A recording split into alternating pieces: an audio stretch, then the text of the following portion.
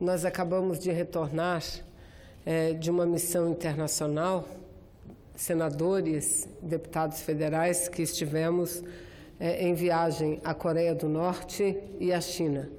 Em ambos os países, senhor presidente, realizamos importantes reuniões e principalmente participamos de uma série de visitas e encontros para conhecer melhor a realidade daquelas duas nações, sobretudo da Coreia do Norte, um país que tanta curiosidade causa internacionalmente pela sua situação de isolamento, de um regime político completamente diferente daquele que vigora na maioria dos países do mundo. Mas eu voltarei a essa tribuna, senhor presidente, para prestar contas da viagem, apresentar um relatório mais sucinto, um relatório, apesar de sucinto, mas um relatório bastante elucidativo quanto às informações que nós recebemos nos dois países, repito, tanto na Coreia do Norte quanto na China. Mas hoje, senhor presidente, o que me traz à tribuna é algo que tem preocupado muito o meu estado do Amazonas, não de agora, mas já desde o mês de maio desse ano de 2018, porque o mês de maio foi exatamente o mês em que o presidente Michel Temer assinou um decreto presidencial retirando todos os subsídios, todos os incentivos fiscais do setor de produção de concentrados de refrigerantes da Zona Franca de Manaus. E a notícia que nós temos, e publicada em todos os jornais, eu tenho aqui uma cópia do jornal A Crítica, mas publicada em todos os jornais da cidade de Manaus, dá conta de que a empresa Pepsi Cola está dando adeus à Zona Franca de Manaus. Está, senhores senadores e senadora, retirando a sua fábrica de produção de concentrados da Zona Franca de Manaus e levando essa fábrica para outro estado do nosso país, ou quem sabe até mesmo para outro país, porque não havendo um incentivo fiscal, não há porquê empresas, não apenas do setor de produção de concentrados, mas de qualquer setor, manter-se ou manter a sua produção na Zona Franca de Manaus, visto a distância da cidade de Manaus em relação aos grandes centros consumidores do Brasil e a própria falta de infraestrutura que nós temos na região norte, particularmente no meu estado do Amazonas. Lamentavelmente, o que já foi anunciado pela empresa Pepsi Cola, ou seja, a sua retirada, a sua saída do estado do Amazonas, deverá ser o futuro, lamentavelmente, das outras mais de 30 empresas que estão localizadas na Zona Franca de Manaus, no estado do Amazonas. Isso porque 95%, senador Dário, 95% de toda a produção de concentrados para refrigerantes do Brasil está localizado na Zona Franca de Manaus. Não apenas as grandes empresas, não apenas a Coca-Cola, através da Recofarma, a Pepsi Cola, a Ambev, mas mais de 30 médias e pequenas empresas produtoras de concentrados que estão no estado do Amazonas certamente deverão anunciar a sua retirada. E por que isso? Repito, porque lamentavelmente no mês de maio, a fim de arrecadar recursos para garantir os subsídios para a importação de óleo diesel, o que o senhor Michel Temer fez? Além de retirar recursos importantes do Orçamento Geral da União, recursos da saúde, recursos da educação, senador Humberto Costa, ele também assinou um decreto retirando todos os incentivos do setor de produção de bebidas. O fez através do decreto 9.394, de 30 de maio de 2018. Na sequência, eu apresentei, com o apoio de toda a bancada do Amazonas, um projeto de decreto legislativo 57 de 2018, que sustava, por considerar inconstitucional o decreto presidencial, anulava os efeitos do decreto presidencial. Este projeto contou com o apoio da grande maioria dos nossos pares e aprovamos o projeto por larga maioria de votos aqui no Senado Federal. Mas, lamentavelmente, o projeto que deveria ter sido votado na Câmara dos Deputados não foi, apesar da promessa do presidente daquela casa, deputado Rodrigo Maia, uma promessa que fez a nossa bancada não apenas de pautar a matéria, mas de buscar o apoio político necessário para que também este projeto fosse votado na Câmara dos Deputados. Lamentavelmente não foi. E o que aconteceu? Aconteceu que numa manobra legal, Michel Temer, com medo que o projeto fosse votado na Câmara dos Deputados, editou um novo decreto promovendo mudanças paliativas na diminuição dos incentivos fiscais, mudanças que não foram, e todos sabiam, não seriam suficientes para garantir a manutenção dessas empresas na Zona Franca de Manaus, o que fez com que apresentássemos esse novo decreto.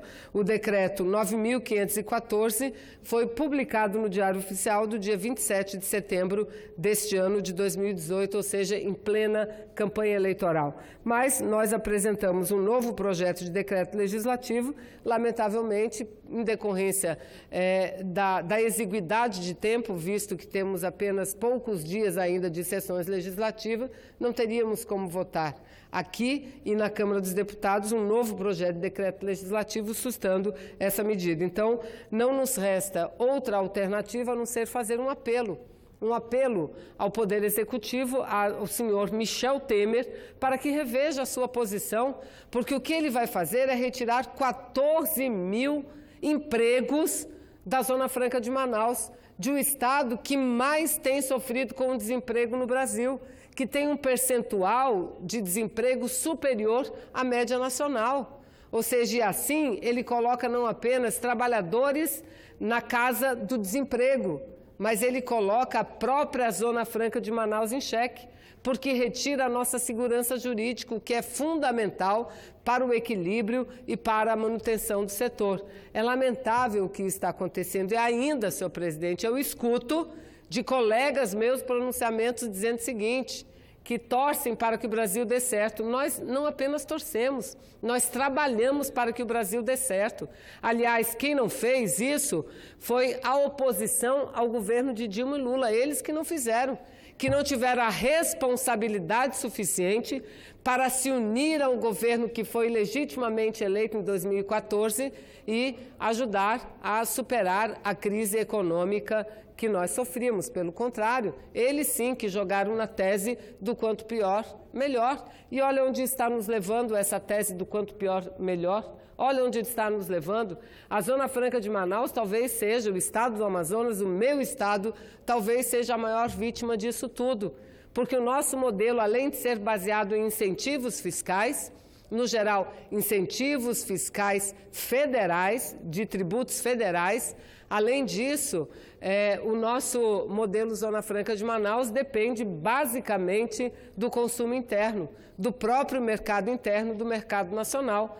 E se a economia brasileira vai mal, a Zona Franca, o nosso modelo, é o primeiro a sentir os reflexos negativos. Então, eu quero aqui não apenas lamentar, mas fazer um apelo, inclusive a própria bancada do Estado do Amazonas, cuja maioria apoia o governo de Michel Temer. A maioria apoiou a saída de Dilma, dizendo que não, que esse outro governo que vai entrar será muito bom para a Zona Franca de Manaus. Então, eu pergunto dos senhores deputados federais, senadores, e agora? Cadê o compromisso com a Zona Franca de Manaus? Então, senhor presidente, eu quero dizer que isso é algo assim extremamente preocupante. E repito por quê. Não só o que já é muito grave, pelos 14 mil empregos que nós podemos perder, e aí esse é o único setor que tem uma atuação direta no interior do estado do Amazonas, com a agricultura familiar, com a pequena e média produção no interior do estado do Amazonas, de guaraná, de insumos. Então, é isso que é gravíssimo, que nós estamos correndo risco, mas o mais grave ainda é que a própria Zona Franca de Manaus é posta em xeque. Porque se um presidente da República pode mexer por decreto presidencial em incentivos, significa dizer que ele pode acabar com a Zona Franca de Manaus com uma única canetada. Isso é muito ruim. Pergunto quais as empresas que vão procurar se instalar na Zona Franca de Manaus. Lá, no coração da Amazônia brasileira, não vão. Então, fica aqui o apelo e dizer que continuaremos até o último minuto, até o último momento, lutando para que essa situação seja revertida. E, por fim, senhor presidente, esse tempo que me resta, e com a benevolência de mais alguns pouquíssimos minutos de Vossa Excelência, com a benevolência de Vossa Excelência, dizer que hoje é mais um dia muito importante para o presidente Lula. A quarta turma do Supremo Tribunal Federal deverá votar mais um pedido de habeas corpus do presidente Lula, um pedido que solicita a anulação do seu julgamento por parcialidade do juiz primário que julgou e que primeiro condenou o presidente Lula, que foi o ministro Moro, que foi quem primeiro, repito, julgou e sem nenhuma prova condenou o presidente Lula. Então, é muito importante que todos possam acompanhar, e eu quero dizer que tenho esperança que justiça ainda seja feita em relação ao ex-presidente Lula, que, repito, é um preso político, encontra-se preso por uma decisão política e não por uma decisão jurídica calcada ou baseada em qualquer prova relativa a qualquer ato de corrupção. Porque, vamos ver, foi condenado presidente Lula, senador Humberto, por ser proprietário de um apartamento que nunca lhe pertenceu. Então, a decisão de hoje é muito importante. E outra notícia que nos chega ao conhecimento é de que, mais uma vez, o ministro Lewandowski teria autorizado o presidente Lula a conceder entrevistas. Veja, mais uma vez, porque essa autorização ocorreu em plena campanha eleitoral. Autorização que foi barrada pelo presidente do Supremo Tribunal Federal, alegando que aquela decisão poderia interferir no pleito eleitoral. Aí eu pergunto, se uma simples entrevista do presidente Lula não pôde ser dada, porque poderia haver interferência no pleito eleitoral, o que aconteceu então com a delação do ex-ministro Palocci, delação entre aspas, que foi divulgada em plena campanha eleitoral? Isso não tinha problema nenhum e não teria interferência nenhuma no processo eleitoral. Vejam as senhoras, vejam os senhores que nos escutam. 2 pesos e 2 medidas utilizados nos últimos tempos pela justiça brasileira. E isso é lamentável, é lamentável. Eu tenho lido matérias em que o presidente do Supremo Tribunal Federal diz que a hora agora é do recolhimento do Supremo Tribunal Federal. Vejam, do recolhimento do Supremo. Diz ele que o Supremo tem que se recolher. Palavras dele, o que significa isso? Não esteve recolhido até agora? Interferindo, aliás, em processos, não apenas no último processo eleitoral, mas em processos anteriores, quando uma gravação ilegal de uma presidente da República em exercício com um ex-presidente foi divulgada, uma gravação ilegal, a gravação era ilegal, foi divulgada com um único intento, um único objetivo de interferir num processo em andamento no Congresso Nacional, aqui no Senado Federal.